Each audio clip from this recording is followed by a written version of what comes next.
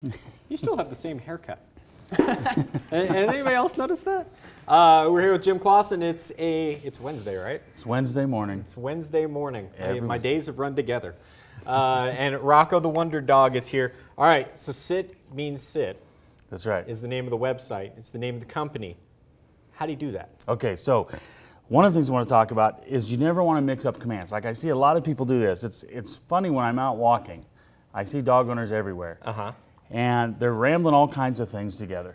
You want to be consistent with one command meaning the same thing, okay? So they're telling their dog, sit, come here, buddy, no, stay right there, come on, I want you to sit, don't move, stay. And so they use all these different commands. So the very first thing you want to do is find something the dog is motivated for. So it could be treats, balls, love and affection. You like treats. Yeah, he's a treat hound. But when you want to teach a dog to stay, teaching the sit is very simple. I mean, you can go to the pound and find a lot of dogs that sit naturally, right, and you can link it up. But teaching the dog to stay in one spot, and you'll see here, I use an elevated platform.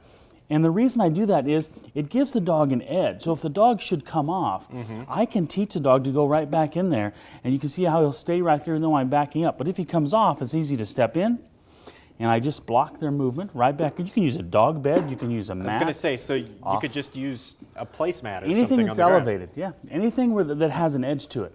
So what it does is it helps the dog out. Dogs are very place-oriented. And so if I tried to teach a brand new dog how to stay in an open area like this, he would keep breaking and repositioning himself. But by using an elevated platform like a dog bed or a dog cot, I can take the dog right back to it, and I can identify this is where I want you to stay, and that way I don't have to get mad. I can just keep guiding the dog back. Once the dog understands how to do it with the leash, then you can take the leash off and use the same thing. Now the dog still has that edge, so as I move around, even if I distract him with food, I can still get him to go back because he's identified that area. Place. He'll go right back to his spot because that edge there. And some dogs pick it up very quickly. It's not uncommon to see dogs pick up this stay on a place in 3 to 5 minutes. Other dogs take a little bit longer. Once they've identified one place, then you go out and use different targets. All right, so this is somewhat related, I guess. I have a dog that we've been working on that I could get to go in the kennel for a little while, did it for the treats, was all about that. That was the place to go in the mornings, and now has figured out to go hide under the bed before they go into the kennel so that you can't get them in the kennel. What do I do now? I can't get them out of the bed. Well, so here's what I do. I use what's called a house line. With young puppies, this happens a lot with young puppies.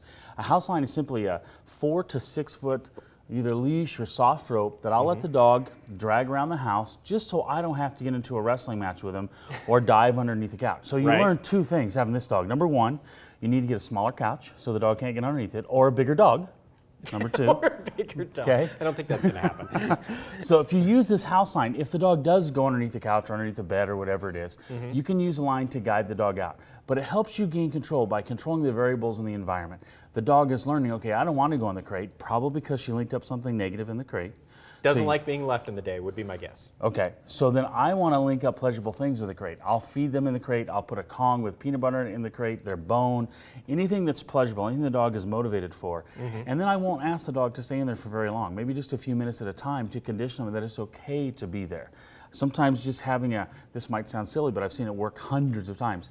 Having a stinky, sweaty t-shirt that you've worked out in the gym in or out in the yard, putting that in the crate just to have that scent there to make them comfortable. Works great with puppies. She does sit on my coat a lot, so I can see that. Yep. All right, if you have a question for Jim Clausen, there is all the information on the screen. We will, of course, take your emails. I've got a challenge for you. We're going to bring that dog in, and we're going to see what you can do with it. Let's do it. Because that dog is a terror. I'm just going to say that, and the people watching at home know what I mean. Thanks, Jim, for stopping by. We'll see you again next Wednesday. And